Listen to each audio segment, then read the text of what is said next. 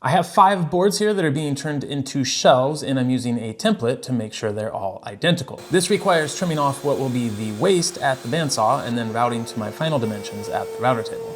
Now, I realize that this probably looks like a clean jointed edge here, but it isn't. If it was a jointed edge, I could simply take the straight edge of my template, mate it up to that jointed edge, stick it down, and head to the bandsaw. But in this area right here, I have a bit of a rough spot, and while I might be able to get away with just holding the template back and shaving it off at the router table, I can tell by the grain that I'm most likely going to end up with some splintering and tear out if I go that route.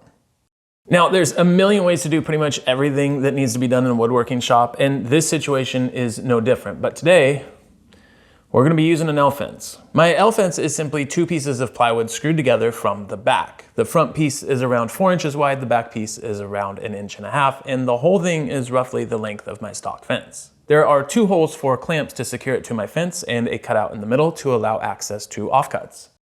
I set the material that I'm cutting on the table near the fence. I put a scrap piece of 1/2 inch plywood on top as a spacer. I set the L-fence on top of that. I clamp it securely to my stock fence, and then I remove the plywood spacer. Now I'll move my fence over so that the leading edge of the L-fence is exactly in line with the outside of my table saw blade, and I'll lock it down. Then I can secure the template to my material using double-sided tape, holding it back just enough to completely remove the trouble area and take it back to the table saw. Because we have the template stuck to the workpiece, it's going to act as a bearing of sorts and ride along the L-fence. This will leave a beautifully clean cut without the risk of tear out, and it's one of the safest cuts we can make because there's no way to get our hands near the blade and no offcut being pinched between the blade and the fence.